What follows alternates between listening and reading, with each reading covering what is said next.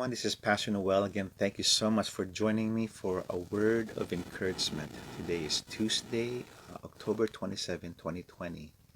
First of all, I just want to share to you how blessed I am to hear that these Tuesday and Friday woes have been an encouragement to many of you in your spiritual walk, as well as you face your daily or weekly problems. I'm really inspired to do this because many of you have really been encouraged.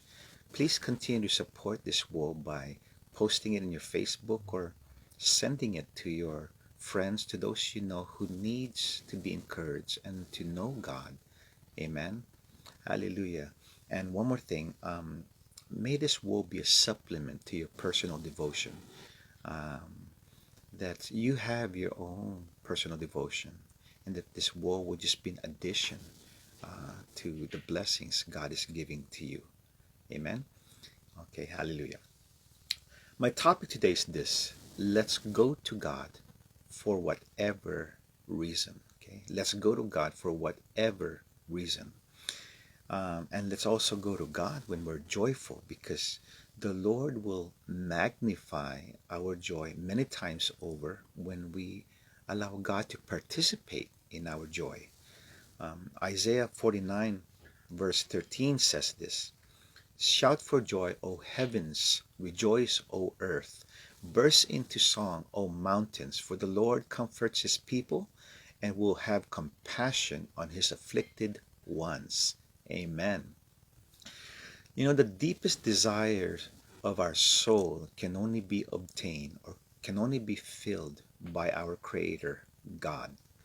In Psalms 37, verse 4, it says this: Delight yourself in the Lord, and He will give the desires of your heart. Amen. Now, I believe that this desire of our hearts will actually be God's desires, as that He'll place gradually in our hearts as we walk faithfully towards God. Hallelujah. And mind you, when God fulfills this desire that He's placed in our hearts, it has greater impact, greater joy, greater peace, and greater influence, uh, not only in your life, but to many others around you. Okay? His desire is pure and powerful. Amen. You know, this is the age of self-help.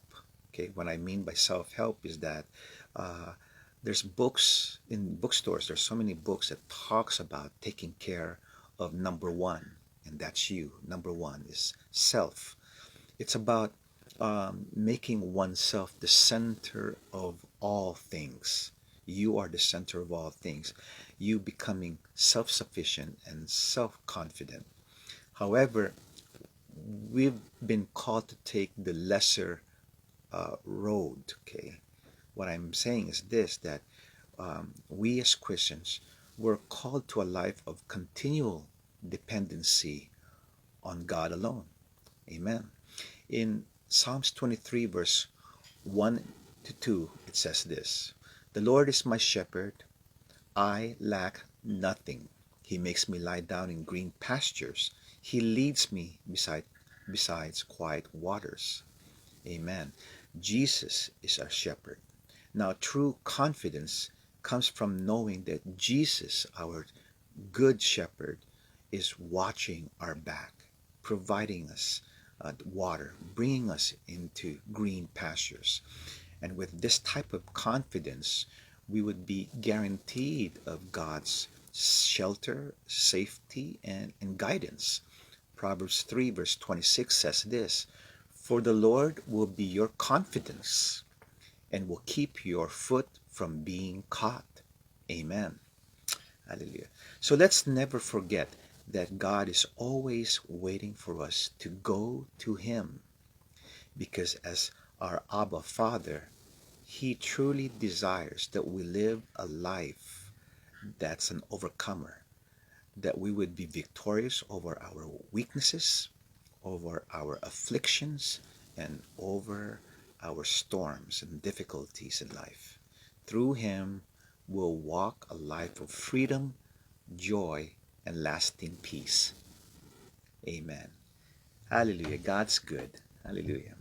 Well, again, we're done. I'll talk to you this Friday, and God bless you all. Let's pray. Dear God, thank you for this reminder of going to you always, Lord God, beginning with the start of the day, Lord. Thank you for your mercy and grace in our lives. And thank you, Lord, that in you we will always be safe and that our lives and concerns are taken care of. Lord, we love you so much and we surrender our lives to you. Thank you. And this we pray in Jesus' name. Amen. God bless you. See you this Friday. Bye-bye.